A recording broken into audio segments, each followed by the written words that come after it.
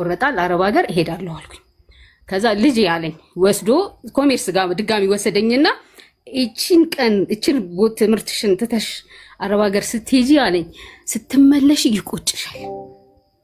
ተማሪ እንደ እህቶችሽ እንደ ወንድሞችሽ ጥሩ ደረጃ ትደርሻለሽ። ሀብታም ባልሆን ትምህርት ልሰጣችሁ እችላለሁ። ገንዘብ ባልሰጣችሁ ሌላ ነገር ባላደርግላችሁ ትምህርታችሁን ግን ግዴታዬ ነው በቃ ቢልም በፍጹም ብዬ ተነሳውልሽና ኤጀንሲ ጋር ሄድኩኝ። ኤጀንሲ ጋር ሄጄ ቤሩት በ3 ሳምንት አልሆነውም ወረቀት ይመጣ። ከዛ ቤሩት ሄድኩኝ። ቤሩት ሲሄድ ክርስቲያን ካቶሊኮች ቤት ነው የደረሰኝ። በጣም ቀጭን ነኝ፣ ትንሽ ነኝ፣ 37 ኪሎ ነኝ። ከዛ ማዳም አየችኝና በጣም አንቺ እና እኔ በጣም ደሃ ቤተሰብ ነው ቤተሰብ ላኖር ነው የመጣሁት ምናምን አሳዘንኳት ሴትዮዋ። ከዛ ካቶሊኮች ናቸው ካቶሊክ ቸርች ይወስዱኛል። ግን የሚያስጠላሽ ነገር ምንድነው በር ይቆልፉብኛል። ከዛ አንድ ልጅ አላት እና ትልቁ ልጇ የሆነ ችግር አለበት። በቀን ነው ሀብያ አልጋ ላይ የሚሸነው። እኔ ደግሞ ለአረብ ሀገርም አዲስ ነኝ ገና ማትሪክ ተፈትኜ 18 ወይ 19 ዓመት ቢሆን ይሄ ነው ሲሄድ አረብ ሀገር ማለት ነው። ከዛ በቃ ደከመኝ። በባኞ ይዘፈዘፋል፣ በቀን አጥባለሁ፣ በባኞ ይዘፈዘፋል። በቃ አልቻልኩትም። ከዛ ኤጀንሲ ጋር መልሱኝ አልኳቸው። 3 ወር 4 ወር እንደሰራሁኝ ወደ ኤጀንሲ መመለስ እፈልጋለሁ ስላት አገርሽ ነው ማሳፈርሽ አለች። ከዛ ፈራው። አገሬ ብሄድ አባቴን ያዝንብኛል፣ ገንዘብ አውጥቷል። በዛ ሰዓት 3000 ብር ማለት በጣም ብዙ ብር ነው። ይሄ ታሪክ የመቼ መሰለሽ አብዬ ቢያንስ ከ20 ዓመት ይሆናል እርግጠኛ ነኝ። ያው 20 ዓመትም ሊያልፈውም ይችላል። 20 ዓመት ያልፈዋል። 22 ዓመት የ24 ዓመት ታሪክ ነው ማለት ነው። ከዛ በኋላ በቃ ሴትዮዬን እስቲ ኤጀንሲ ጋር ላናግረውና ሌላ ቤት የሚቀየረኝ ከሆነ ቀየራለሁ፣ ካልሆነ ግን በቃ አገር ይሄዳለሁኝ አልኳት። ለምን አልቻልኩትም። ያንን ይሄ ኮምፎርቱ አለ አይደለ በባኞ ውስጥ እየዘፈዘፍኩ ማጠብ ማለት ነው። ከዛ ኤጀንሲ ጋር ስትወስደኝ ምን አለኝ ኤጀንሲ በእግርሽ ሂጂ ብሎ ኦፊሱን ከፈተው።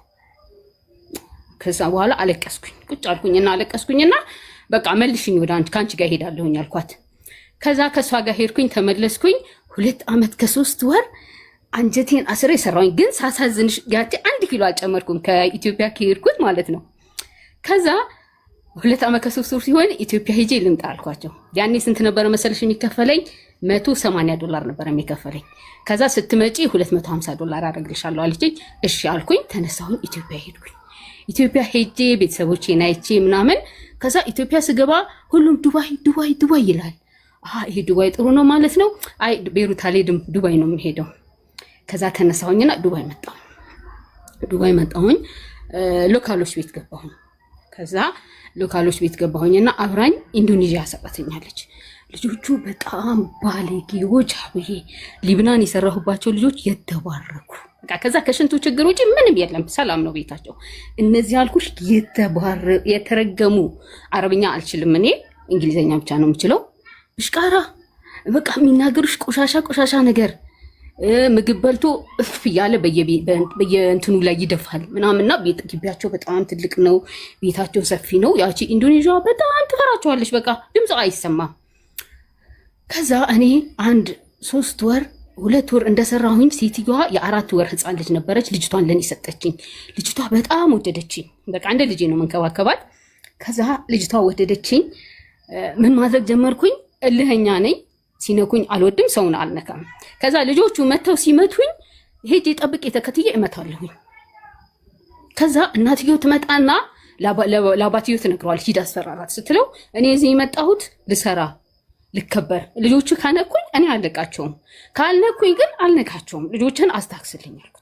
ከዛ አባትየው ይቆጣቸዋል። ከዛ ልጆቹ አንተ ስታደግ ምን ትሆናለህ ምን ታደርጋለህ ሲባል አንዱ ልጅ በጣም ከኔ ጋር አይስማማም። የ7 የ8 ዓመት ልጅ ይሆናልና እኔ ሽጉጥ አምጥቼ እችን ሸቃላ ነው የምገላቸው ይላል ማለት ነው ልጁ። ከዛ እንደዛ እያለ 2 ዓመቴን ጨረስኩኝ። ልክ 2 ዓመቴን ስጨርስ ኢንዶኔዥያ ተሳፈረች። ኢንዶኔዥያ ስትሳፈር ሰዎች ምን አሉኝ? ኤልሳ ሰው አምጭልን አሉኝ። ከዛ ሰው ላምጣላችሁ? አዎ። ኢትዮጵያ ደወልኩና እህቴን አረብ ሀገር መምጣት ታላቂ ናት፣ አረብ ሀገር መምጣት ትፈልጊያለሽ አልኳት። አዎ አለችኝ። ከዛ በቃ እህቴን ላምጣላችሁ አልኳቸው። አዎ እንግዲህ እኔ መርዝ አመጣው አይደለ ቤት ውስጥ። እህቴ ምንን ተከተለችኝ። እህቴ ምን ነበረ የምትሰራው መሰለሽ? ነርሲንግ ስኩል ኪንደርጋርደን ውስጥ አስተማሪ፣ ጥሩ ስራ ነበራት። ከዛ እህቴን አመጣሁላቸው። 2 ዓመት ሰራው፣ አልሄድኩም ኢትዮጵያ። ገንዘቤን ለአባቴ ልካለሁ። አባቴ በጣም ጎበዝ ሰው ነው፣ ገንዘቤን ያጠራቅምልኛል፣ 5 አይነካብኝም። ከዛ እህቴን አመጣኋት። ከእህቴ ጋር ስንሰራ አብረን፣ እህቴ ደግሞ ምግብ ምናምን በጣም ጎበዝ ናት። እኔ ምግብ አልችልም፣ ልጆች እጠብቃለሁ፣ ጽዳት አጸዳለሁ። ይህ ግቢ ማጠብ፣ መኪና ማጠብ፣ ያው የአረብ ሀገር ኑረሻ የተሻለ ሀብዬ አልነግርሽም፣ አድካሚ ነው ስራው። ከዛ እንደዛ እያልን ልክ 4 ዓመት ሞላሁኝ ማለት ነው። አሁንም ኢትዮጵያ አልሄድኩም። ለምን ኢትዮጵያ ከሄድኩኝ እህቴን ትቻት ልሄድ ነው። እህቴ ደግሞ አንቺ ከሄድሽ አብሬሽ ነው የምሄደው አለችኝ። እሺ። ከዛ ሰዎች ምን አልኳቸው? በዛ ሰዓት እንዴት ነበረ? መጀመሪያ ስመጣ 500 ድርሃም ነበረ። ከዛ 700 ድርሃም 100 ድርሃም ምናምን እየጨመሩልሽ ያድጋል ደሞዝሽ። 1000ም አልደርስም ግን እርግጠኛ ነኝ 700 800 ሊሆን ይችላል ደሞዜ። ከዛ ሰውዬ ምን አልኩት? 1000 ድርሃም ካላደረክልኝ አሁን 4 ዓመት ስለሆነ አልሰራም አልኩት። ከዛ ቆይ ከሴትዮ ከባለቤቴ ጋር ልነጋገር ምናምን አለኝ። ከዛ በኋላ ሴትዮዋ ምን አለችው? ኤልሳ ጠግባለች ትንከሰልና አገሯ ትግባ አለችው ማለት ነው። ምንም አላረኳትም እኮ። ከዛ አስቢ እንግዲህ 4 ዓመት ሰርቼላችኋለሁ፣ አልተሳፈርኩም፣ የትኬቴን ስጡኝ አላለኳቸውም። እህቴ ስላለች ግዴታ እህቴ ኮንትራቷን እስክጨርስ ልኑር ምናምን ብዬ ማለት ነው። ከዛ ከሴትዮዋ ጋር ልንግባባ አልቻልንም። ከእኔ እንድሳፈር ትፈልጋለች፣ እኔ ደግሞ እህቴን ትችላቸው መውጣት አልፈልግም። ከዛ ተጣላ ከሴትዮዋ ጋር ማለት ነው። ተጣላንና እኔ ምን አልኩኝ? ከዛሬ ጀምሮ ስራ አልሰራም፣ በቃ አገሬ አሳፍሩኝ። ስሳፈር ግን አልኳቸው እህቴን ይዤ ነው የምሳፈረው ብዬ መኝታ ቤታችን ይሄ ሰጣ ነው የሚባለው አይደል? ላይ ያለው ቤታቸው G+1 ነውና እዛ ላይ ነው ቤታችን። መኝታ ቤት ዘግቼ ቁጭ አልኩኝ ማለት ነው ከነ እህቴ። አልወጣም ባልኳቸው ፖሊስ አመጣለሁ። አምጣ፣ የፈለከውን አምጣ፣ በቃ እኔ ትኬት ትቆርጫለሽ ለእህትሽ አለኝ። እቆርጣለሁ፣ ችግር የለውም። ለእኔ ትኬት መቁረጥ ግዴታ ነው። ለምን 4 ዓመት ቤት ስለሰራው። ከዛ ፎሬቨር እዚህ ሀገር እንዳገበ ያርግሻለሁ ምናምን በጣም እልህኛ ነኝ እኔ። በፍጹም የፈለከውን አድርገኝ፣ ከዱባይ ሌላ ሀገር የለም፣ ሌላ ሀገር ሄጄ እሰራለሁ። ከዛ ሰውየው ምን አደረገ? ማአት ቃን ያለን ሀብዬ ካርጎ አደርጋለሁ ብዬ ያልኩት ኮተት የለም፣ የ4 ዓመት ኮተት በይ። ያንን ኮተቴን ማልፈልገውን ተውኩኝና የምፈልገውን እቄን መረጥኩኝ። ከዛ ከኪሎ ማለፍ አልችልም፣ 46 ኪሎ ያችን 10 ኪሎ አርኩና እህቴንም ይዤ ማለት ነው። የት ነበረ መሰለሽ? ኮርፈካን የሚባል ሰፈር ነበር የምንሰራ የነበረው። በጣም ሩቅ ነው ታውቂዋለሽ። ከዛ ከኮርፈካን ድራይቨሩን ምን ይለዋል? ወስደ ዱባይ ኤርፖርት ውስጥ ክተታት ውስጥ ይለዋል ድራይቨሩን። ከዛ ሌሊት 2 o'clock ነበረ የምንሳፈረው።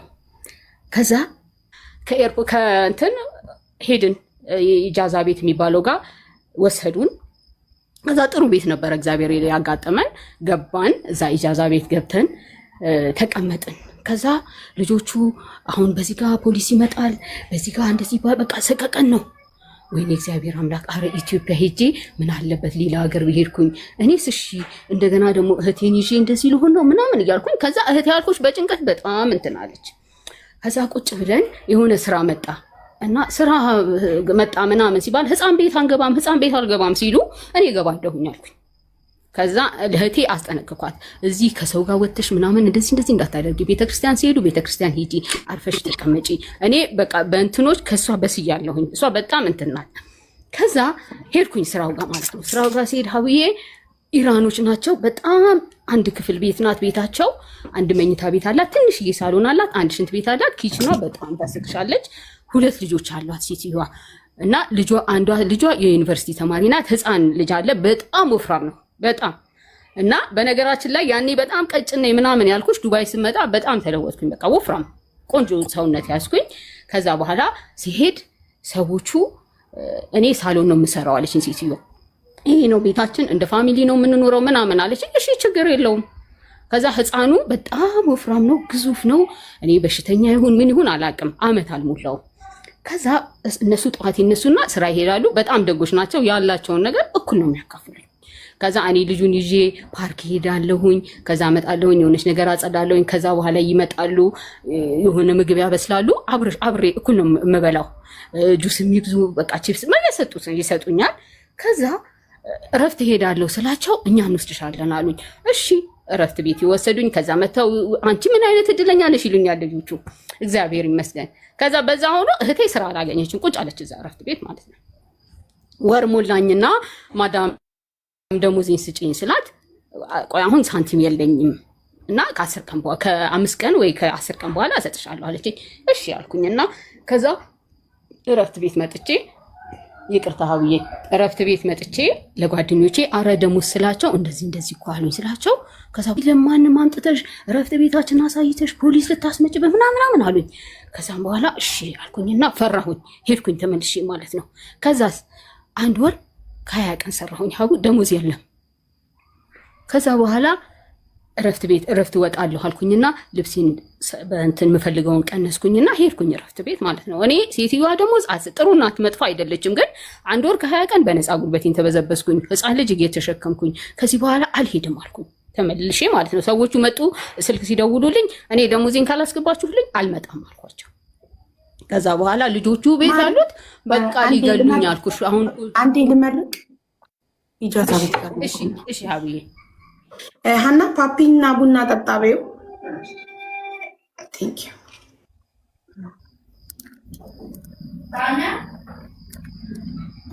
ሰላም ለዓለም፣ ሰላም ለሰው ዘር በሙሉ፣ ፍቅር ለሰው ዘር በሙሉ። የታመሙትን ሁሉ ፈጣሪ ይማራቸው፣ የተጨነቁ የተከፉ ያዘኑ ሁሉ ፈጣሪ ያለው ይበላቸው። ሁሉም እዚህ ምድር ላይ ያለን የሰው ዘር በሙሉ በሰላም በደስታ በፍቅር ረጅም እድሜ እንኑር። እዚህ ምድር ላይ ሁላችንም ደስ ይበለን። ሁሉም ሰው ይደሰት፣ ሁሉም ሰው ይሙላለት፣ ሁሉም ሰው ፈጣሪ የሚፈልገውን ይስጣው።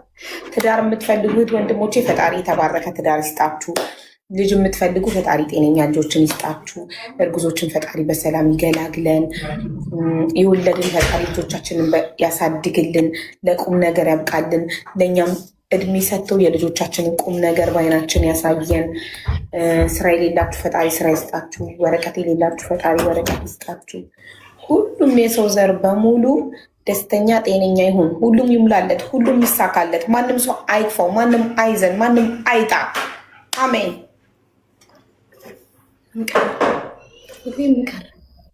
ምንቀር ምን እንድለምንልህ ትፈልጋለህ? ሁሉም ሞልቶ ጋር ተመስገን አምላክ። እሺ ሀቡ ጨረሽ? አዎ ማሬ አሁን ጨረስ መርቄ ጨረስኩ። ወሬ አሰልቺ ነው ወይንስ ጥሩ ነው? ታሪክ ቀልጣፋ በጣም ደስ የምትይው? አዎ ደስ ሁሉም እንዳንቺ ሁሉም ባለ ታሪክ እንዳንቺ እንዲቀምጣፋ ቢሆን እንቅልፍ የሚያመጡ ዝግም የሚሉ አንቺ ነሽ። ማሻአላ ግባይ ነው እንደዚህ ያደረገኝ። አመሰግናለሁ አብዬ። ከዛ ኢጃዛ ቤት መጣሁኝ። የ1 ወር ከ20 ቀን ደሞዜ አልተሰጠኝም። በቃ ዝም ብዬ ቁጭ አልኩኝና በ3ኛው ቀን ሌላ ስራ ሲባል ሴትዮዋንስ ልጆቹ ያውቋታልና አንሄድም ተባባሉ። ከዛ እህቴም ቁጭ ብላለች፣ እኔም ቁጭ አልኩኝ። ያለንን ገንዘብ እየበላን ነው። ከዛ እኔ ገባለሁኝ አልኩኝ። አሁንም ማለት ነው እንዴ አንቺ ልጅ በቀደም እንደዚህ ሄደሽ እግዚአብሔር ያውቃል። እኔ ስራ መስራት ነው የምፈልገው። ጊዜና ቃጥዬ ብያዝ በባዶ ያጨብጭቤ ሀገር ይገባለሁ። ስለዚህ መስራት ፈልጋለሁ አልኩኝ። እህቴን ሂጂ ስላት አልሄድም፣ መጥፎ ቤት ነው መሰለኝ ያንሾካሹካለሁ አለች። አንቺ ከነሱ ጋር ቁጭ ብለሽ ወሬ ለምደሻል፣ ይመችሽ፣ እኔ ሂጂ እሰራለሁ አልኩኝና እንትን ነበረ ያ በዛ ሰዓት ይሄ የወንድ ደላላዎች ወረቀት አላት ምናምን እያሉ እየወሰዱ ነበረ ስራ የሚያስገቡት። ከዛ ወሰደኝ፣ ገባሁኝ። ባልና ሚስት ብቻ ነው ያሉት። ሊብናኖች ናቸው። በጣም ደስ የሚሉ ሰዎች ናቸው። ደስ አለኝ። በቃ እኔ አንቺ እንደ ልጃችን ነው የምናይሽ፣ 3ኛ ቤተሰብ ነሽ፣ ሚስቴን ካልነካሽ በቃ። ግን ብዙ ስለሚስቱ ተናገረኝ ሰውዬው ማለት ነው። ሚስቴ የምትልሽን መስማት አለብሽ፣ እንደዚህ በቃ ብዙ ነገር። ኦኬ እሺ፣ ሁሉንም ስባል እሺ ነው የምለው። ከዛ በኋላ ደላላው ብሩን ተቀበለ ሄደ ማለት ነው። እና ራት ከሴትዮዋ ሊብናን ከርማ ገና መምጣቷ ነው ሀብዬ። ራት ከውጭ አመጡ፣ ራቴን ሰጡኝ፣ በላው ምናምን እና 2 መኝታ ቤት፣ 2 ሽንት ቤት፣ ሳሎንና ኪችን ናት ቤታቸው። ከዛ እዚኛው መኝታ ቤት አንቺ ተኛለሽ፣ እዚኛው እኔ እተኛለሁ ተባልኩኝ። እሺ አልኩኝ፣ ገባሁኝ፣ ራቴን በላሁኝ። ታጠቢና ተኝ በቃ ተባልኩኝ። በጊዜ ማለት ነው። የሺሻ ምናምን ታጨሳለች፣ አላቅበትም። አሳየችኝ፣ አስተካከልኩላት፣ ከሰል ምናምን ተባልኩኝና ገባሁኝ። ከዛ በኋላ ሀብዬ ለካ ሰዎቹ እነዚህ ግብረ ሰዶማውያን ናቸው እና የሆነ ጩኸት ድምፅ ምናምን ይሰማል መኝታ ቤት ውስጥ። ከዛ ደንግጬ ወደ በረንዳው ላይ ወጣሁኝ ማለት ነው። ምንድን ነው እንደዚህ? በስመ አብ ወወልድ ወመንፈስ ቅዱስ ብዬ በረንዳ ላይ ወጣሁኝና ላስገቡኝ ልጆች እናንተ ምን አይነት ቤት ነው ያስገባችሁኝ ስላቸው፣ ምን አገባሽ አንቺ በሚስቱ ምን አገባሽ እንዴ? በስመ አብ እንዴት ብዬ ነው የምሰራው ስላቸው፣ በጣም አሪፍ ቤት ነው፣ ብር ይከፍሉሻል፣ ስሪ፣ አንቺን አይነኩሽም፣ ሰውየው አንቺን አይነካሽም፣ በሚስቱ ምን አገባሽ አሉ። ከዛ በረንዳ ላይ ቁጭ እላለሁ ሀብዬ፣ ጩኸት ሲጀመር ሁሌ ማለት ነው። 1 ሰዓት 2 ሰዓት በረንዳ ላይ ሙቀት ነው። ላቤን ጠፈጠፋል፣ ገላይን ታጥቢያለሁ። ትርጉም የለውም። ሲጀመር ማለት ይቅርታ አልገባኝም። ማለት ግብረ ሰዶም ከሆኑ እኮ ባልየው ሌላ ሴት ወንድ ነው የሚፈልገው፣ ሚስትየው ደግሞ ሴት ነው የምትፈልገው ማለት መሰለኝ አይደለም። ግብረ ሰዶም ሳይሆን ሀውዬ እነዚህ ያልተፈቀደ ግንኙነት የሚያደርጉ ናቸውና ሚስትየው መጀመሪያ ለዛ ነው ግብረ ሰዶም ሳይሆን ምንድነው የሚባሉት? እኔ እንጃ ይቅርታ። እንግዲህ እንደዛ ብቻ ሴትዮዋ ኃይለኛ ድምፅ ታወጣለች። ከዛ በቃ መፍራት ጀመርኩኝና በ15 ቀኔ ሲሄድ በጣም ስራው ሀውል ነግርሽ አልችልም። የሊብናን ስራ ኮርኒሱ የማይታጠብ የማይሰራ ስራ የለም። ያንን ሁሉ ስራ ሰራሁኝ። 15 ቀን ወገቤ ቅንጥስ አለ። ያችን የምታክል ቤት 15 ቀን ፈጀብን። እቃው ምንጣፉ ተነሳ፣ ከኮርኒሱ ተጀመረ፣ መስታወቱ ምኑ በቃ ጣራው፣ ግድግዳው፣ ቤቱ ውስጡ ምናምን ተንና የልብስ አይነት ሰጠችኝ። ስጦታው ልነግርሽ አልችልም። የእቃ አይነት ምን አይነት ነው ግን ያኛው ባህሪያቸው ውስጥ ቀረ። በቃ እኔ ደግሞ በጣም በእምነቴ በጣም በቃ የሌለ አክራሪ ነኝ። ከዛ እረፍት ቤት ሄድኩኝና አንድ በጣም ጎበዝ ልጅ አለች፣ ጥሩ ምክር የምትመክር የቤቱን የምታከራየን ማለት ነው። አረ እነዚህ ሰዎች እንደዚህ እንደዚህ ናቸው ስላት፣ ቆይ ያኔ ይሄ ሞባይል ምናምን የለም፣ ኤርገንዶ ስልክ ነው የምንጠቀመው፣ እንደዚህ ተች ስልክ ምናምን የለም በዛ ሰዓት። ከዛ ቆይ እንትንቺ ትንሿ ቴፕ ልግዛልሽና አለችኝ። መዝሙር ካሴቶች እንግዛለሽ፣ ከዛ ይሄ ኤርፎን አድርገሽ ማታ ማታ በሱ በቃ ምን አገባሽ፣ ስራሽን ስሪ፣ አንቺን ካልነካሽ ምን አገባሽ። እዛ ቤት ከአንቺ በፊት የሰራችው ልጅ 4 ዓመት ሰርታለች እና አሁን ከሰውየው ጋር ግንኙነት ስላላት ነው ሴትዮ ያባረረቻት። አንቺ ግን አድራ ሰውየው ቀና ብለሽ እንዳታይ፣ ስራሽን ብቻ ስሪ አለች። እኔ በዛ ላይ ልጅ ነኝ፣ ምንም የማውቀው ነገር የለም። እሺ ብዬ ተመለስኩኝ። ሄድኩኝ። የትራንስፖርት ይሰጡኛል፣ 1002 ይከፍሉኛል። ምግብ እንደፈለግኩኝ ነው፣ እግዚአብሔር ይመስገን። ስራው ግን በቃ የ10 ሰው ስራ ማለት ነው ቤት ውስጥ ያለው። ምንጣፉ በማበጠሪያ ይሄ የምንጣፍ ዘርፍ አለ አይደለ ሀቡ፣ በማበጠሪያ ነው በብሩሽ ነው እንደዚህ የሚበጠረውና አንድ እንደዚህ ጥፍ ካለች ጉድሽ ነው። ሴትዮዋ ከስራ ስትመጣ የመጀመሪያ ስራዋ ጫማዋን ታወልቅና ነጭ ጨርቅ ይዛ ቤቱን የዞረች መዳሰስ ነው። ከዛ እንደዛ እየተባለ ግን ሰራሁኝ። ስንት ሰራሁኝ? 6 ወር ወይ 8 ወር ሰራሁኝ። ከዛ በኋላ እህቴ የሆነ ስራ ገባች። ምንም አልተሳካላትም። በቃ ትገባለች ትወጣለች፣ ትገባለች ትወጣለች፣ እየሰራች አይደለም። እና እነሱ ከዛ ከነበሩበት የሆነ ሌላ ገንዘብ ጥሩ ገንዘብ አገኙና ቪላ ቤት ገቡ። ከዛ ቪላ ቤት ሲገቡ እኔ ቪላ ቤት በዚህ ስራ አልችልም፣ ከምንጣላ ሌላ ሰራተኛ ፈልጊ ስላት ነው በፕሮግራም ትሰሪያለሽ፣ እኔ እንዳንቺ የሚሆንልኝ ሰራተኛ የትም አላገኝ ምናምን አለችኝ። እኔም ግን ለአፌ ነው እንጂ ውስጥ ይወዷቸዋል ሰዎችን። ለምን በገንዘብም አይጎልብኝም፣ ህፃን የለም፣ ጭቅጭቅ የለም፣ ስራሽን ትሰሪያለሽ። ልክ ግን በቃ ሰውየው ሴትዮዋ ሳትኖር ከመጣ መኝታ ቤትን ገብቼ ዝግት ነው ማለት ነው። ጠዋትም አዳምጬ እሱ ሲወጣ ነው የምወጣው። ያ ችግር የለባትም ሴትዮዋ። ባሏን አልይባታል እንካባት ከኔ ጋር ተስማምታለች። ከዛ መርድፍ የሚባል ሰፈር ቪላ ቀይረን እንገባን ማለት ነው። እዛ ገባን። ለተወሰነ ጊዜ አጋዥ አመጡልኝ፣ ቤቱን እስከምትለምጂው ስራውን እስከምትለምጂው ምናምን ብለው እና ከዛ በኋላ ምን ሆነ፣ አንድ ስንት ዓመት ሰራው መሰለሽ?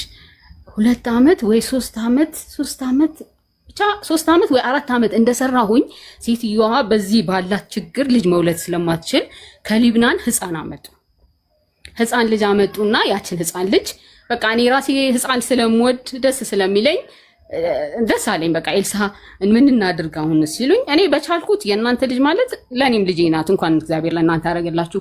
ግን ከዚህ ቤት ስራ ጋር እንዴት አድርጌ ነው እኔ ልጅ ይዤ ይህንን ስራ ሰርቼ እንዴት ነው የሚሆነው ስላት፣ በቃ ቆይ ከባለቤቴ ጋር ልነጋገር አለችና ከዛ በኋላ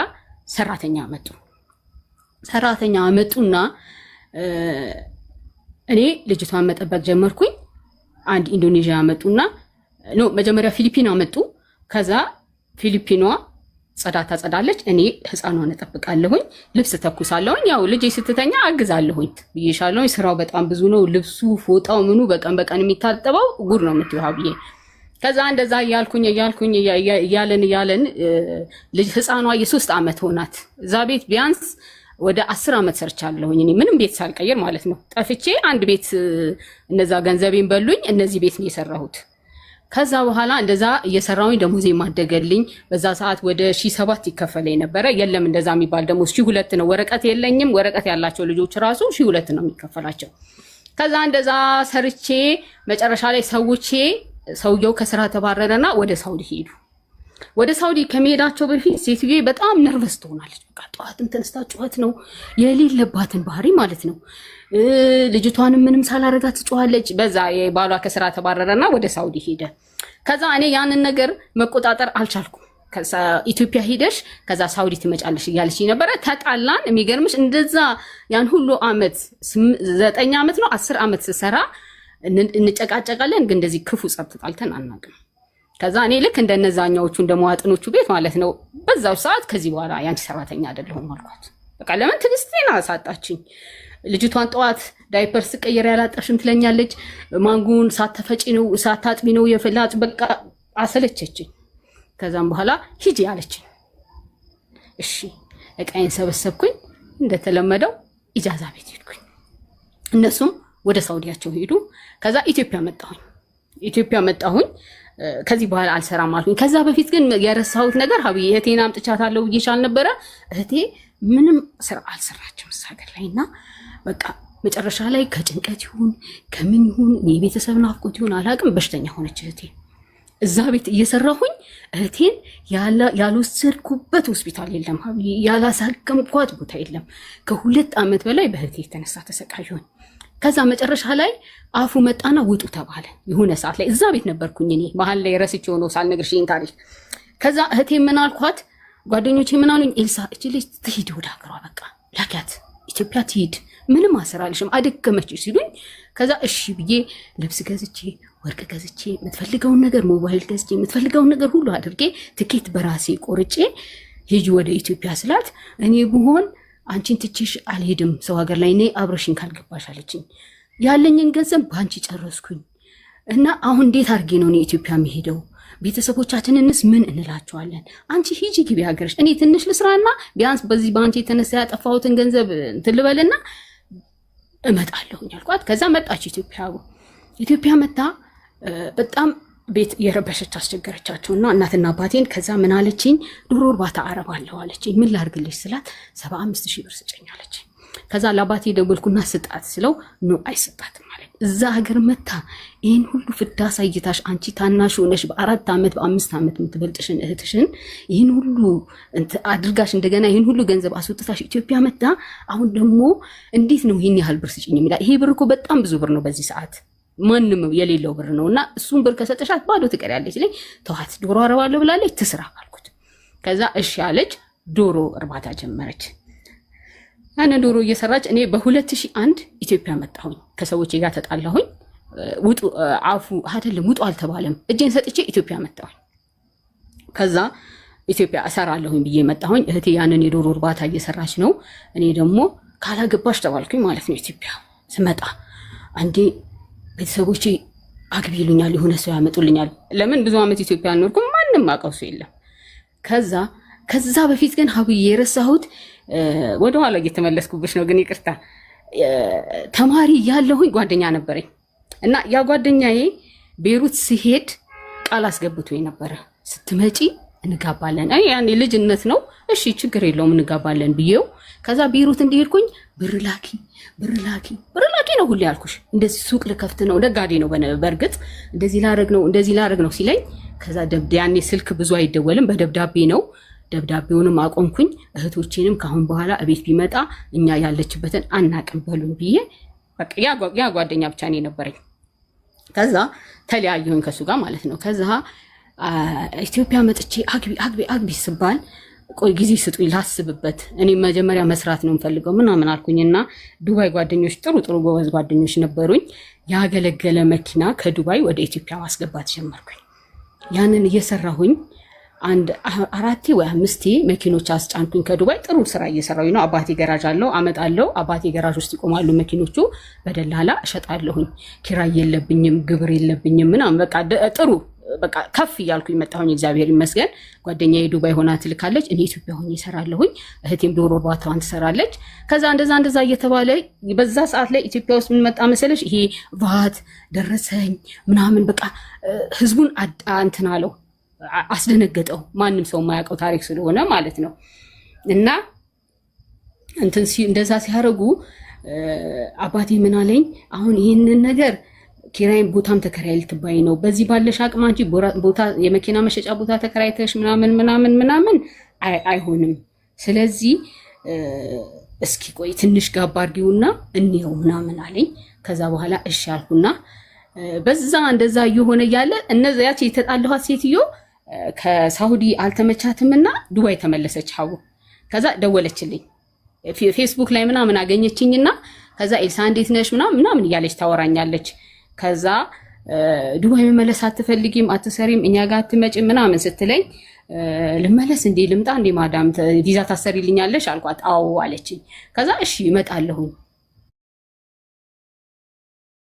ለቤተሰቦቼም ሳልነግር ማለት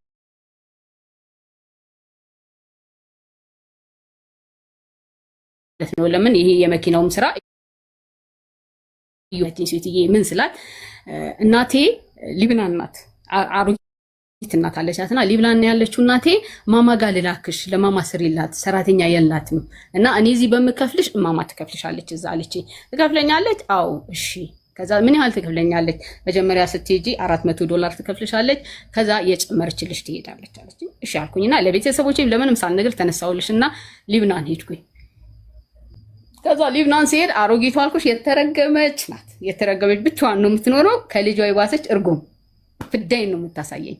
ከዛ እንደዛም ሆኖ ግን ያው ብቻዋን ስለሆነች ይሁን ብዬ 2 ዓመት ሰራሁኝ እሷ ጋር 2 ዓመት እሷ ጋር ሰራሁኝና ከዛ አሮጊቷ ዱባይ መምጣት ፈለገች እና ዱባይ ትመጣላችሁ አሉን። እንዴ ዱባይ አትገቢም ብለሽ ምናምን ስላቸው አይ ከቤሩት ከሆነ ትችያለሽ አለ። እሺ ዱባይን በጣም ነው የምወዳት እኔ። ከዛ እሺ ለአንድ ወር ነው ወይ ለአንድ ወር ወይ ማማ ከተመቻት 3 ወር ትቆያላችሁ፣ ማማ ከመመለስ ከፈለገች ግን ለአንድ ወር ትመጣላችሁ ተባለና እኔ ያው ኤርፖርት ተይዤ ወደ ቤሩት እመለሳለሁ ያልኩኝ ስመጣ ገባሁኝ ዱባይ ገባሁኝ። ከዛ ሴትዬ 2 ሰራተኞች አሏት። ልጇም ያቺ አምጥታ ያሳደገቻት ልጅ አድጋለች፣ ትልቅ ሆናለች፣ ጥሩ ኑሮ ነው የሚኖሩት ምናምንና ከዛ የሆነ ትልቅ ጥላቻ መጣባት ሴትዮ እኔ ላይ ለምን እንደሆነ አልገባኝም። ዱባይ ስመጣ ማለት ነው ከእናቷ ጋር ስመጣ ከዛ የምናገረው ነገር አይመቻትም የሆነ ምናምን። እኔ ቤሩት ከእኔ እናቷ ጋር ሆኜ ከአንዴም 2 መታ ሰላም ነበርን። ከዛ እንደለመድኩት ከዚህም ጠፋሁኝ። ለሁለተኛ ጊዜ ዱባይ መጥቼ ኢራናዊ ሆንኩኝ ማለት ነው። ጠፋሁኝና ቀጥ ብዬ የድሮ ኢጃዛ ቤቴ እንደዋወል ነበር ጓደኞቼ ምናምን ታክሲ ይዤ ቀጥ ብዬ የድሮ ኢጃዛ ቤቴ ሄድኩኝ። ከዛ በኋላ ሰዎቼ ጓደኞቼን ስለሚያውቋቸው የነበሩ እየደወሉ ምናምን አስፈራሯቸው። እኛ አናቅም፣ እኛ ጋር አልመጣችም እና እኛ መታችሁ ቤታችን መፈተሽ ትችላላችሁ። አዎ አግኝተናታል፣ 1-2 ቀን መታለች፣ ምሳ ከኛ ጋር በልታለች፣ ቤተክርስቲያን አግኝተናታል፣ አሁን ግን የት እንደሄደች አናቅም አሏቸው። ከዛ እንደዛ ሆኖ እያለ ስራ አገኘሁኝ። ስራ ሳገኝ ደግሞ ምን አገኘሁ መሰለሽ? ሩሲያዎች ቤት ቆንጆ ስራ፣ ጥሩ ሰዎች ናቸው፣ ብዙ አይኖሩም ዱባይ ላይ ሄድ መጣ ይላሉ። ከዛም በኋላ እነሱ ቤት ስንት ዓመት ሰራሁኝ መሰለሽ? ተመልሼ መጥቼ 5 ወይ 6 ዓመት ሰራሁኝ። ከዛ እንደዛ ሆኖ እየሰራሁኝ እያለ ጥሩ ነው የምኖረው። 3000 ድርሃም ይከፍሉኛል፣ ጊፍት አለ ምናምን። ሩሲያዎች ናቸው፣ የተንዛዛ ነገር ምናምን የላቸውም። ብዙ ጊዜ ሩሲያ ናቸው፣ የተወሰነ ጊዜ እኔ ጋር ናቸው። ሲሄዱ እኔን ትተውኝ ይሄዳሉ፣ ፓርታይም እሰራለሁ ምናምን። ከዛ ግን ከቤተክርስቲያን ወደ ስራዬ እቤቴ ነኝ፣ የትም አልሄድም። እንደዛ የሆነ እያለ ሀውዬ ልክ 2011 ላይ ውጡ ተባለ ከዱባይ ማለት ነው። ውጡ ሲባል ወረቀቴ ላሰራ ልክ ገንዘብ ምናምን አዘጋጅቼ ፓስፖርቴን ከኤምባሲ አምጥቼ እንትን ያለው ከኢትዮጵያ ስልክ ተደወለ። ከኢትዮጵያ ስልክ የተደወለው ምን ሆነ መሰለሽ? አባቴ ስትሮክ መቶት አይሱ ውስጥ ገብቷል፣ ራሱን አያውቅም፣ በአስቸኳይ ወደ ሀገርሽ ነው የተባልኩኝ።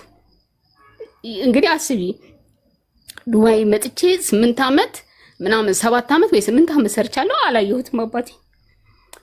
ከዛ ውጡ ተብሏል። ሄደሽ ገና እዛ ወረቀትሽን ጨርሰሽ አሻራ ተነስተሽ ምናምን ነው የምትወጪው፣ አይቻልም። ለሰዎች ቤታቸውን ማስረከብ አለብኝ። 11 ቀን ሀቡስ እንቅልፍም ባል አልተኛውም። በቃ ለምን እኔ አባቴ በጣም ነበር የምወደው። አዘንኩኝ፣ አለቀስኩኝ። ጓደኞች የረበሽኳቸው። ከዛ ሰዎች መጡ፣ ቤታቸውን ተረከቡኝ። ምን ሆነሽ ነው ምናምን አሉኝ። ነገርኳቸው፣ እኔ አባቴ እንደዚህ ታሞብኝ ነው፣ ተመልሼ እመጣለሁ አልኳቸው። ወረቀት እንደሌለኝ አያውቁም። ከዛ ለአባትሽ መታከሚያ እናግዝሽ ብለው 10,000 ድርሃም ሰጡኝ። ራሴም ያው 3,000 ስለሚከፈለኝ ፓርታይም ምንም ስለምሰራ ጥሩ ነበር የምኖረው። ከዛ መጣሁኝ ኢትዮጵያ በ11ኛ ቀኔ መጣሁኝ ኢትዮጵያና ልክ ኢትዮጵያ ስመጣ አባቴ ለራሱን አውቋል፣ ነቅቷል። ግን ቀኝ እጁ ቀኝ እግሩ አይሰራም፣ አንደበቱ አይናገርም አሉ። ከዛ አየሁት፣ አዘንኩኝ። ዶክተሮቹን ጠየቅናቸው። ዶክተሮቹ አይድንም አሉ። ለምንድነው የማይድነው ስንላቸው ብዙ ሰዎች እኮ ይድናሉ ስንላቸው ምን አሉ? እሳቸው የቀኙ ፓርት የግራውን አንጎላቸውን ፓርት ስለመታው ደሙ ሲፈስ ያ ፓርት ደግሞ ብዙ የኛን ይሄ የመስማት የመንቀሳቀስ የመናገር እንትኑ በዛ ጋር ስላለ አባትሽ አይደለም ከዚህ በኋላ ማድረግ የምትችሉት አሉን፣ ቤታችሁ ወስዳችሁ ትሪት እያደረጋችሁ እናንተ ሁላችሁም ህይወታችሁ ቀጥሉ። ከዛ አባታችን አወጣ ነው። ፊዚዮቴራፒ ያመጣንለት፣ ስፒች ቴራፒ ያመጣንለት። እህቶቼ ወንድሞቼ ጥሩ ቦታ ላይ ነው ያሉት፣ እግዚአብሔር ይመስገን። በገንዘብ አልተቸገርንም። እኔም ገንዘብ አለኝ። ሁላችንም እየተጋገዝን የቻልነውን ሁሉ አደረገን። አልሆነም፣ አልዳንም። አባቴ እስቲል እስካሁን አለ አባቴ በህይወት ግን እጁ እግሩ አይንቀሳቀስም፣ አንደበቱ አይናገርም። ቁጭ ብሎ ስታዩ ኖርማል ሰው ነው፣ በሽታ የለበትም። በደንብ ነው የምንከባከበው፣ ምንም የጎደለው ነገር የለም። ግን በዛ ነገር ተመታን ሁላችንም። አብዬ በቃ ቤተሰቡ ተዘበረ። ከዛ በቃ እኔ ከዚህ በኋላ ለዚህ ነው ለካ የምደክመው፣ ይህን ሁሉ ዓመት የምሮጠው አንድ ቀን እንደዚህ ስወድቅ ለሚቀረው ካሁን በኋላ አልወጣም ሀገሬ። ዝም ብዬ በራሴ የሄድኩኝ የሻንጣ ስራ እሰራለሁ። ታይላንድም ቻይናም እናንተ ጋርም ዱባይም መላለሳለሁ። ኖ ዱባይ አልመጣሁም እንትን አልኩኝ። በፎሬቨር ተመቶብኝ የወጣሁት። ቱርክ ሄድኩኝ፣ ቻይና ሄድኩኝ፣ ታይላንድ ሄድኩኝ፣ እነግዳለሁኝ። እንደዛ እያደረኩኝ እዚሁም ደግሞ የሆኑ መኪናዎች እሸጣለሁ ምናምን እሰራለሁኝ እና መኪኖች ገዝቼ መኪኖች አከራያለሁ ምናምን እንደዛ እያልኩኝ ከዛ እየኖርኩኝ አባቴን በ2011 አይደል የመጣሁት። በ2013 ላይ የሆነ ልጅ ተዋወቅኩኝ ሀቡዬ። ለአባቴ እንደዚህ መድኃኒት ምናምን አይገኝም እና ይሄ ስትሮክ መድኃኒት ፍለጋ እየዞርኩኝ የሆነ ልጅ ተዋወቅኩኝ። ከዛ መንገድ ምናምን ብዙ ስለማላቅ አሳየኝ ምናምን እና ስልኬን ተቀበለኝ። ከዛ ይደውልልኛል፣ ያወራኛል ምናምን። እኔ ማግባት ፈልጋለሁ ሲለኝ እኔ ማግባት አልፈልግም፣ እኔ ህይወት አድክማኛለች፣ እድሜም ሄዷል፣ ከ35 ዓመት አልፌያለሁኝ። ከዚህ በኋላ አግብቼ አባቴን እያየሁኝ እንደዚህ በቃ እኔ ትዳር አልፈልግም። 1 ዓመት ለመነኝ አቡ። ከዛ በ1 ዓመቱ ተስፋ ቆርጦ ጠፋ። እኔም ደግሞ ከቤተሰቦቼ ጋር እየኖርኩኝ ስራዬን እሰራለሁኝ፣ ንግዴን እነግዳለሁኝ። መኪኖች አሉኝ ብዬሻለሁ፣ መኪኖች ያከራያለሁ። የአባቴ ገራዥ አለ፣ የአባቴን ገራዥ እናስተዳድራለን፣ እንሄዳለን፣ መጣለን ምናምን። በቃ አባቴ ታሟል፣ እግዚአብሔር ይመስገን። ግን እኛ ህይወት ቀጠለ፣ እየኖርን ነው። ከዛ ከ1 ዓመት በኋላ እኔ ምን ይሆናል መሰለሽ ወንድሜ ቤት ገባሁኝ። እቺ እህቴ ያልኩሽ ያቺ አረብ ሀገር አምጥቻት ምናምን ሳግዛት የነበርኩት እህቴ ልንስማማ አልቻልንም፣ ኢትዮጵያ ስኖር ማለት ነው። ለምን ያኔ ዶሮ ቤቱን ሽጣ ብሩን አክስራ ምናምን በቃ በዜሮ ወጣ። ሀቡዬ ሳውዲ ሄዳ ምንም ሳትሰራ በዜሮ ተመልሳ መጣ። አባቴ ቤት ቁጭ ብላ ነው የጠበቀች። ከዛ እኔ ያን ሁሉ ወቀሳ መውቀስ አልፈለኩም፣ ግን መስማማት አልቻልንም። ስለዚህ ምን ተባለ? እኔ ወጣለሁ ከቤት ውጭ ሆኜ ማገዝ ያለብኝን አግዛለሁኝ አልኩኝ። ከዛ እሷ አንድ እህት ያለች እናቴ አባቴ አብረው መኖር ጀመሩ። ቤት ውስጥ አጋዥ አለቻቸው። እኔ ወጣሁኝና ወንድሜ ቤት መጣሁኝ። ወንድሜ ቤት ግራውንድ ላይ ክራይ እየከፈልኩኝ እኖራለሁኝ፣ ስራዬን እሰራለሁኝ። በፈለኩ ጊዜ አባቴን እጠይቃለሁኝ። ቅዳሜ ሄጄ አድሬ እሁድ ወይ ሰኞ ወደ ቤት ይመለሳለሁኝ። እንደዛ ያለ ይህ ልጅ ከዓመት በኋላ ሀቡዬ ከወንድሜ ሚስት ጋር አገኘሁት። ከዛ አገኘሁትና የወንድ ሰላም እንዴ ሳለሽ እዛ ጋር ምናምን አለኝ። አዎ ሰላም ነህ ምናምን አልኩት። እኔ እኮ ተመልሰሽ እንደውም የወጣሽ መስሎኝ ምናምን ስላ ከዛ የወንድ ሚስት ማን ነው ስትለኝ ይሄ ልጅ እኮ ትዳር እፈልጋለሁ እያለ ነበረ፣ እኔ ግን ማግባት አልፈልግም ብዬ ምናምን ስላት፣ ከዛ እሷ ደግሞ አግቢና ውለጂ፣ አንድ ልጅ ከወለድሽ ከዛ በኋላ አንቺ መኖር ትችያለሽ፣ ለራስሽ አለሽ፣ በቃ የመኖር አቅም አለሽ፣ ጥሩ ከሆነ አብረሽው ትኖሪያለሽ። ሀብያ አንዴ ይቅርታ ውሃ ልጠጣ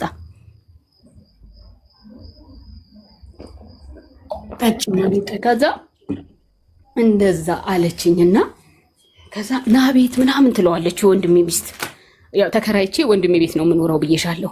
ከዛ እንደዛ አንድ ቀን እየመጣ 2 ቀን እየመጣ በቃ ስናየው ጸባዩ ጥሩ ነው ምናምን። ከዛ የወንድሜ ልጆች ግን ምን ይሉኛል መስለሽ፣ ይሄ ሰውዬ ጀርባውን አጥኒው ያለሽን ነገር ዘርፎሽ እንዳይሄድ ይሉኛል። አጥንቱ እንዳይሆን ይመጣል። የወንድሞቼ 2 የወንድሞቼ ልጆች አሉ ጎረምሶች ቤት ውስጥ እና እንደዚህ ያለሽን መኪኖች ንብረትሽን አይቶ ሰምቶ አጣርቶ ሊሆን ይመጣው ይችላል። አጣሪ ምናምን ይሉኛል። ከዛ ይሄ የትዳር ሰው ነው ዝም ብለሽ አግቢ ትለኛለች የወንድሜ ሚስት። ከዛ እንደዛ የሆነ በቃ እኔም እስቲ ቆይ ልሞክረው ከሆነ ይሆናል እግዚአብሔር ከፈቀደው፣ ካልሆነ ደግሞ ችግር የለውም በቃ በሰላም መለያየት ነው፣ መኖር ከቻለን አብረን እኖራለን ምናምን ተባለና ሽማግሌ ተላከ። ከዛ እናቴ ፍጹም ደስተኛ አይደለችም። ዝም ብላ አታውቀውም እኮ ግን እንዲሁ አታግቢ እኔ ውስጤ ደስ አላለውም ልጄ ስትለኝ፣ እንዴ ታግባ ለምንድን ነው እንደዚህ የምትይው ምናምን ብለው እህቶቼ ወንድሞቼ ተቆጡ። ከዛ ዝም ብሎ ሽማግሌ ተላከና ድግስ ምንም አልደገስኩም። ሀብዬ እዛው የምኖርበት እኔ ሙሉ የቤት ዕቃ አለኝ ወንድም የቤት ውስጥ ገባ። አብረን መኖር ጀመረን። አዎ በጣም ጥሩ ሰው ነው። በጣም አይናገርም፣ ዝምተኛ ነው። እኔ አስቤዛ የሚባል መጀመሪያ እኔ እነግረዋለሁ፣ እኔ ወንድ ልጅ ቀለብ ሰፍሬ ቤት ኪራይ ከፍዬ ላኖር አልችልም። እኔ የሚያኖረኝ እኔ በቂ ሆኖ የሚያኖረኝ ሰው ካልሆነ እኔ ሰውን ማስተዳድረው አልችልም። እኔ አረብ ሀገር ደግሜ ያመጣሁት ገንዘቤ እግዚአብሔር ፈቅዶ ልጅ ከሰጠኝ ለልጆቼ፣ ልጅ ከሌለኝ ደግሞ ለራሴ መጦሪያዬ ነው። ኧረ እኔ ስራ እሰራለሁ ምናምን። እውነትም በጣም ይሰራል፣ ታታሪ ነው። አስቤዛ የሚገዛው እሱ ነው፣ ቤት ኪራይ የሚከፍለው እሱ ነው። እኔ በቃ ምንም ለራሴ የሚያስፈልገኝን ነገር ወይ ደግሞ እኔ የሆነ ነገር ቤት ውስጥ መስራት ከፈለኩኝ በራሴ በፍላጎቴ እንጂ 5 አይጠይቀኝም። ሀቡ እንደዛ የኖርን ምን ያህል ኖርን መሰለሽ? ወንድሜ ቤት 8 ወር ወይ 10 ወርና በቃ ከወንድሜ ቤት ካልወጣን ብሎ ጎተጎተኝ። ሊያጣላኝ ሁሉ ፈለገ። ከዛ አይ በቃ ከምጣላ እንውጣሽ ቤት እንግዛ ሲለኝ፣ እኔ አሁን ቤት የመግዛት ሀሳብ የለኝም፣ ንብረት ሸጬ ቤት አልገዛም፣ ቤት እንከራይና ከዛ በኋላ እንትን እንላለን አልኩት። እሺ ያለን። ከዛ ቤት ተከራየን፣ ባለ 2 መኝታ ቤት ተከራየን። ኮንዶሚኒየም ወጣን ማለት ነው ከወንድሜ ቤት እስቲል። ከዛም ወተን 1 አመት የኑርነው ኑሮ ሀብዬ በጣም ደስ የሚል ሰዎች የሚቀኑበት፣ የእውነት ስንገባ ስንወጣ ሰዎች በጣም ነው ከኛ የሚቀኑት። እንደዛ እየኖርን ከዛ 1 አመት መሀል ላይ ምን አለ መሰለሽ፣ እስቲ ኤልሳ አንዱን መኪና ራይድ ስራ፣ ትርፍ ሰዓት አለው ስራው። አንድ ቀን ዛሬ ሂዶ ጠዋት ሂዶ ውሎ አድሮ በማግስቱ ቤት ነው። አሁን ለምሳሌ ሰኞ ጠዋት ስራ ከሄደ ማክሰኞ ጠዋት ይመጣና ሰኞ ውሎ አድሮ ማክሰኞ ጠዋት ይመጣና ማክሰኞና እሮብን ውሎ ሐሙስ ነው የሚሄደው። ከዛ በዚህ መሃል እስቲ አንድ መኪና ስጭኝና ስራ ለስራ ሲለኝ፣ እኔ ምን አለ መሰለሽ ግን አውዬ ያሉኝ ንብረቶች ጠቅላላ በእህቴና በአባቴ ስም ነው፣ በእኔ ስም ምንም ነገር የለም። ከዛ ሲለኝ ለእህቴ አማከርኳት። ለእህቴ ሳማክራት ከሰራ ስጮ ግን ስም እንዳታዞሪ በኋላ ይሄ ነገር እንትኑን ገና 1 አመት ነው አብረሽ ይኖርሽው ምናምን አለች። ከዛ እሺ ብዬ እንደዛ እያልኩኝ እያለ የሆነ ገንዘብ ስራ ይሰራል ብዬሻለሁ፣ የሆነ ገንዘብ ይመጣል፣ የስራ ገንዘብ ማለት ነው። ከዛ ለእኔ ሳማክር እኔ ቤተሰቦቼ ጋር ሄጄ 1 3 4 ቀን አባቴ ታሞ እዛ ቁጭ ብዬ ስመጣ መኪና ልገዛ ነው አለኝ። እንዴ አንቺ መኪና ስጭኝ እያልሽ ከኛ አልነበረ ስለው፣ አይ የሆነ ገንዘብ ስላገኘው መኪና ልገዛ ነው። እሺ እንዲያውም እኔ ተገላገልኩ። በቃ የኔን መኪና ወስዶ ወይ ቢያበላሽብኝ ወይ የሆነ ነገር ቢያደርግብኝ ልንጣላ ነው አይደለ? ስለዚህ ይግዛ የራሱን መኪና አልኩኝ። በዚህ መኪና ራይድ ትሰራለህ? አዎ እሰራለሁ። እሺ። ከዛ ልክ መኪና ከተገዛ በኋላ የባህሪ መለዋወጥ መጣ። ከዛ እኔ ኃይለኛ ነኝ ብዬሻለሁኝ፣ እናገራለሁኝ። ሁሌ የሆነ ነገር ሳይ አላልፍም። ከዛ ጥፋትን ለመሸፈን ውሸት። አንተ ልጅ ይሄ ውሸት ጥሩ አይደለም። በውሸት ላይ የተመሰረተ ህይወት አይቆምም። ተንገዳግዶ ይሰበራል፣ ይፈራርሳል። እንደዛ ከምንሆን በፊት ይሄን ትዳር አምናበት ካልገባ ውጣ። እንደዚህ ሆኖ ግን ሀቡዬ እስከዛ ሰዓት ድረስ ልጅ የለም። ልጅ እምቢ አለ። ሐኪም ቤት ሄደን ስንመረመር መውለድ ትችያለሽ ታገሺ ነው። ከዛ ወደ አመት ከ6 ወር ይሁን ምናምን ላይ አንድ ቀን እህቱ ስልክ ትደውልልኝና ኤልሳ አንቺ ግን የተደረገብሽ ያለውን ነገር ታውቂያለሽ? ምንድን ነው ስላት እሷ አለችኝ እንዳትዪ ወንድሜ እኮ ልጅ አለው። ከዛ አልፎ ደግሞ ሌላ ሚስት ማግብቶ ፈቷል። እርግጠኛ ነሽ? አዎ። ከዛ ጠየኩት ስጠይቀው አዎ ልጅ አለኝ እና ያኔ ስጠይቅ ለምን አልነገርከኝም? አላገባም ትኛለሽ ብዬ እና አሁን ምንድን ያለው እኔ አሁን የማደርገው ለልጄ ትምህርት ቤት እከፍላለሁኝ፣ የሚያስፈልጋትን ነገር አደርጋለሁኝ። ከዛ በተረፈ እኔ የልጄን እናት ልጅ ወልዳልኝ በ2 ዓመቷ ነው፣ የተለያየ ነው፣ አይቻትም፣ አላውቅም ይለኛል። እሺ ሁለተኛ ሚስት አለ የተባለው ምንድን ነው ስለው አይ እሷ ዝም ብሎ ነው የተወሰነ ጊዜ ኖረ ተለያየን። ከዛ ብዙ ጓደኛ የለኝም ለማን ላማክር ቤተክርስቲያን ሄጄ ጥዬ አሰብኩኝ። እግዚአብሔር አምላክ ሆይ ይህ ህይወት የኔ ካልሆነ ከዚህ ህይወት ውስጥ አውጣኝ፣ ይህ ህይወት የኔ ከሆነ ደግሞ እኔ እንዳልሳሳት አጽናኝ ብዬ ወደ ቤት የመጣሁኝ። ከዛ ሰላም እየኖርን ነው። ያው እኔ ምንም አስቤዛ ማልገዛም ቤት ኪራይ ምንም አለልም ብዬሻለሁኝ። እኔ እንደዛ የሆነ እያለ የሆነ ጊዜ ላይ ቴሌግራሙ እምቢ ይለዋል ሀቡዬ። ቴሌግራሙ እምቢ ሲለው ይሄ ቴሌግራም እኮ እምቢ አለኝ ሲለኝ በእኔ ስልክ ቴሌግራሙን ከፍተለታለሁኝ። ለክፋት አይደለም ቴሌግራሙ እምቢ ስላለ ማለት ነው። ከዛ ረስቼዋለሁኝ እኔ ቴሌግራሙን መክፈት የምር ረስቼዋለሁ። ስልክ ብዙም አልጠቀምም። ለምን እዛም ገራዥም አለን ብዬሻለሁ። የመኪኖቹም ኃላፊነት እኔ ላይ ነው። አባቴ ጋር ላለሁኝ እሮጣለሁኝ። ያገኘሁትን ነገር መሸጥ መለወጥ ነው ስራዬ፣ ቁጭ አይደለም። ከዛ የሆነ ቀን ስራ አድሮ እሱ ተኝቼ ስነሳ ቴሌግራም አየው ስልኬ ላይ ማለት ነው። ወይ ሰው ፈልጎኝ ነው ብዬ ስገባ ሰብለ ይላል። ሰብለ የሚባል አላውቅም እኔ። ከዛ ስከፍተው ከሷና እሱ ያወሩት በጣም አጸያፊ ቴክስቶች። እኔ አረብ ሀገር የሉሉ አመት ስራ ሀቡዬ አንድ ቀን ከሰው ጋር ቴክስት ለዋውጭ አላውቅም። አንድ ቀን በህይወቴ ቪዲዮ ኮል የሚባል እኔ ሲጀመርም የለሁበትም እንደዚህ አይነት ነገር ውስጥ። እኔ እምነቴም እድገቴም አይፈቅድም። ከዛ እንደዚህ ከላይ እስከታች ነው የተንቀጠቀጥኩት። ከዛ ቶሎ ብዬ ወደ እኔ ስልክ እንትን ስለው ሴትዮዋ ኦንላይን ገባች። እኔ ከስር እልካለሁ፣ እሷ ከስር ታጠፋለች። ከዛ ደውላ ነግረዋለች። ገብቶሻል? ደውላ ነግረዋለች። እቺ ማነች መሰለሽ? ሁለተኛ ሚስት ተብዬዋ። ከዛ ጠዋት በቃ ሰውነቴ ይንቀጠቀጣል። ከስራ ወጥቶ ወደ ቤት አልመጣም።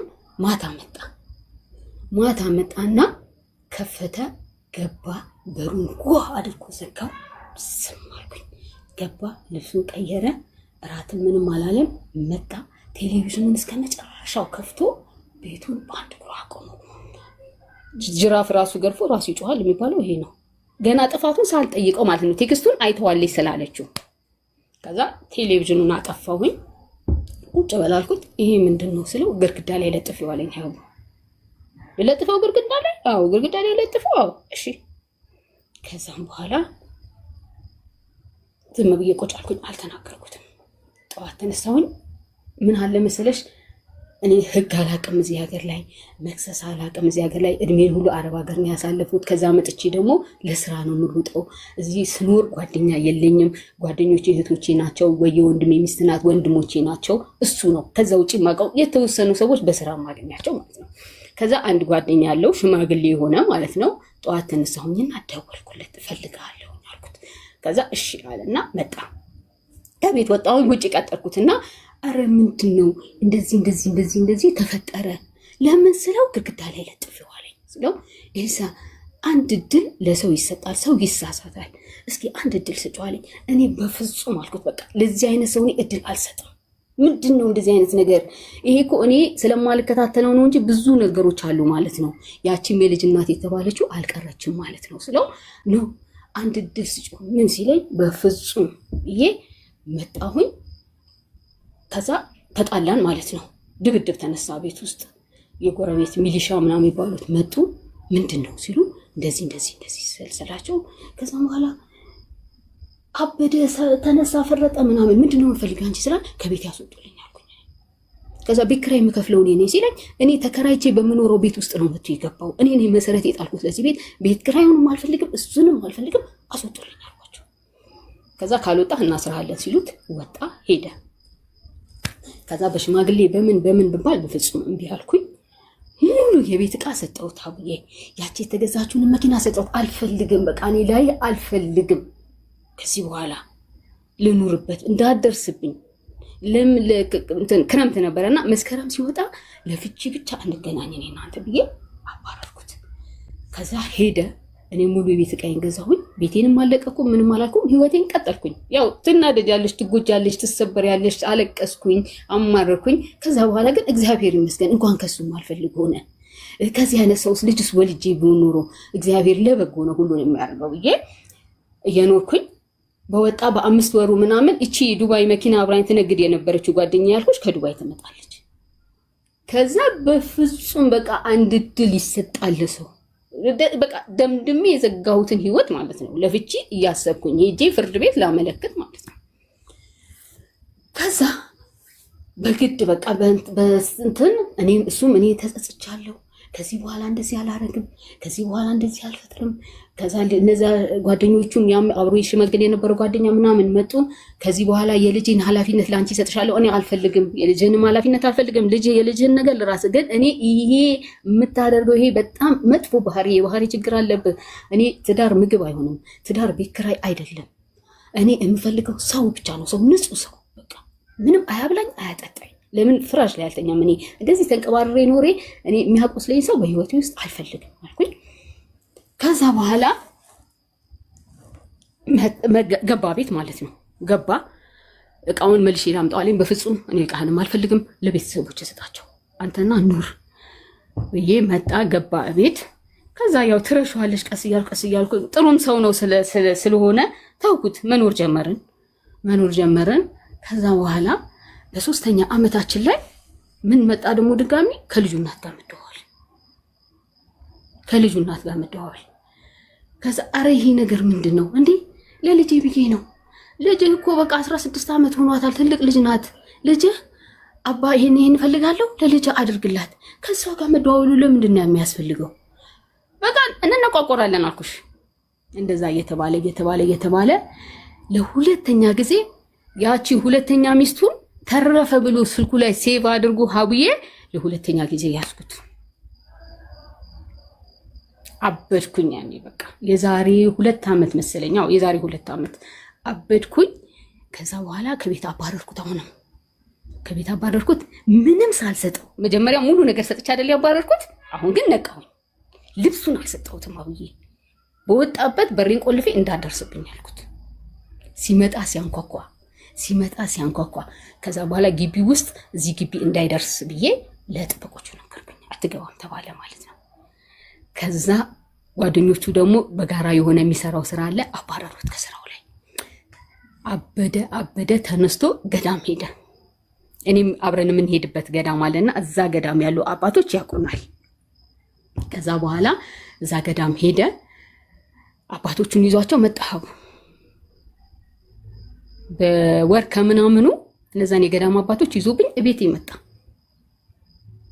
ከዛ እኛ ከገዳም ድረስ መተን እኛን አታከብሪም፣ አንቺ ኦርቶዶክስ አይደለሽም ያላሉኝ ነገር የለም። ቤተሰቦቼ አይንሽ ላፈር አሉኝ። ሀብዬ በቃ እችን እድል ብቻ ስጩ። ወዶ አይደለም መንፈስ አይደለም፣ ይሄ የባህሪ ችግር ነው አልኳቸው። በቃ ይሄ አብሮት ያደገ የዝሙት ሱስ አለበት። እንደዚህ አይነት ሰው የባህሪ ችግር ነው። ስለዚህ ይሄ ሰው የሚያስፈልገው ነው እንጂ ሕክምና ነው እንጂ እነዚህ ሳይካትሪስቶች ጋር ወይም እነዚህ የትዳር አማካሪዎች ጋር ሄዶ መማከር ነው እንጂ ያለበት ጸበልና እንትን እንደዚህ አይነት ሰው አያድንም። በቃ ብለው አንድ ድል ብለው ሀብዬ ቤተሰቦች ያኮረፉኝ። አንድ ድል አስገባሁኝ መልሼ። ከዛ ሰጥ አለ። በቃ ፈራ፣ ተስተካከለ ማለት ነው። እቺ ሴትዮ አምጻለች በሚለው ማለት ነው። ከዛ እኔ ምን አልኩኝ፣ እስኪ ልጅ ላምጣና ላሳድግ። በቃ እኔ ልጅ መውለድ አልቻልኩም። ከተጋባን 3 ዓመት ሆነን። ልጅ ላምጣና ላሳድግ። ከዛ እሺ አሳድጊ ልጅ። መጀመሪያ አይቻልም የሰው ልጅ ምናምን አለኝና ከዛ መልሶ ደግሞ በቃ እሺ አምጭና አሳድግ ያለኝ። ስራ አለው ሀብዬ፣ ክፍለ ሀገር ይሄዳል፣ ስራ ይሰራል። የራሱ የግል ስራ ነው የሚሰራው ከጓደኞቹ ጋር።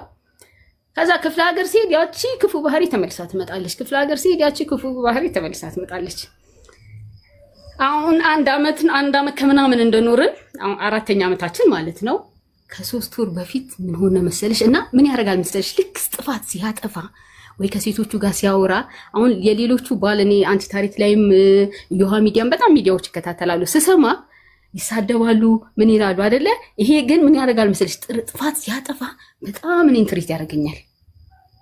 እኔ ደግሞ ያቺ ነገሯ ትቀሰቅሰኛለች ውስጤ። በቃ የሆነ ነገር ወይ ተደዋውሎ ወይ ተጻጽፎ ወይ ሄዶ አግኝቶ ሰው ከመጣ የሆነ ነገር በቃ ውስጤ ይነግረኛል። አሁን ምን ሆነ መሰለሽ መስከረም አይደለም ጥቅምት ላይ ስራ ነበረው። 1 ወር ከምናምን ቆይቶ መጣ ክፍለ ሀገር ማለት ነው። ከዛ በቀን 10 ነው ስልክ የሚደወልልኝ በቃ እኛ ቤት በቃ እግዚአብሔር ይሁን ዘንድሮ ይሄ ቤት ፈራረሰ በቃ እያልኩኝ በእንትን ነው እየጠበኩት ያለሁት ማለት ነው። በባህሪው አውቄበታለሁ ጥፋት እየሰራ እንደሆነ እዛው ነው። ከዛ መጣ እቤት ገባ ማለት ነው። እስቲ ይሁን ብዬ ስልኩን ማየት አልፈለኩም። ለምን እንዳልታመም እንደው እግዚአብሔር አምላክ ሆይ ክፉም ነገር ካለ ያጠፋውን ቴክስት እንዳላየው በቃ እኔ መታመም አልፈልግም። መስከረምን ጥቅምትን ጥሩ ሆነን ከዛ ጥቅምትን ህዳር ላይ ጅማ ለስራ ሄዶ መጣ እና ጅማ ለስራ ሄዶ ደወለልኝና ቅቤ ትፈልጊያለሽ ሲለኝ አዎ ቅቤ ምን ያህል ትፈልጊያለሽ?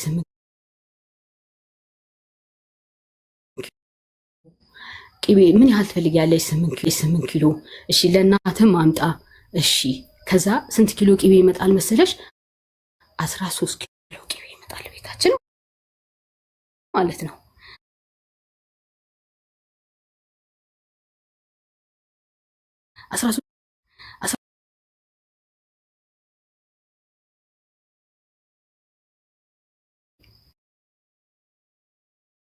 ከፍሪጅ ውስጥ አውጥቼ አስተካክዬ ላኩኝ ማለት ነው። ባቅ ኖሮ ቅቤውን ሳልሰጥ ነበር እንደለመድኩት ማባረረው፣ ግን አላወኩም። ከዛ መጥቶ ያጠፋፋል ማታ ማለት ነው ቴክስት። እኔ ደግሞ የሆነ እቃ ኦርደር ነበረና ያንን እቃ እየመዘገብኩኝ ነው። እንደዚህ ስል ዝም ብሎ ቴክስት ያጠፋል። ከዛ ገብቶ ሲተኛ ትራሽ ውስጥ ገብቼ እንዳለ ሳውጣው ቅቤው የሄደው ጋለሞታዋ ቤት 20 ምናምን ሺህ ብር እዛ ሆኖ ልኮላቸዋል። አልተናገርኩም። ወደ ስልኬ አዞርኩኝና ከዛ ሰኞ ቀን ነበረ። ማክሰኞ ከቤት አልወጣም። እንዴት አርጌ ልፈነዳ በቃ እንዴት አርጌ ልቻለው። ከዛ ሮብ ለታ ከቤት ሲወጣ ደውዬ ከአሁን በኋላ ላይህ አልፈልግም ምን አረኩኝ ሲለኝ ላኩለት። አንቺ አያፍርም ምን እንዳለኝ ታውቂያለሽ? ለልጄ እኮ ነው አያገባኝም። ከዚህ በፊት የገዳም አባቶች እኔ ጋር ይዘህ ስትመጣ አይደለም ሚስትህን ልጅህን አልፈልጋትም ስለ አንቺ ትሸኛለሽ ብለህ ቃል ገብተን የገባው እኔ ባልኖር እኔ በዋሽ ፈጣሪ አይዋሽም፣ የገዳም አባቶች አይዋሽም።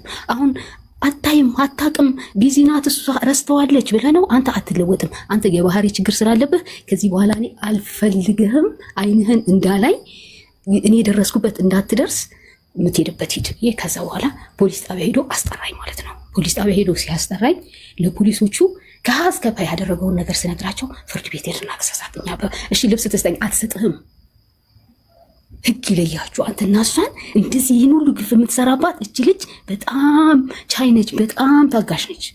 ይህን ሁሉ በደል እየሰራባት ይቅርታ አንተ ይቅርታዎች በዝተውብ ነው ብለው ፖሊሶቹ አባረሩት። ወደ ቤት የመጣሁኝ ሽማግሌ አሁን ከወጣ ከቤት ስንት ወሩ መሰለሽ? 3 ወሩ።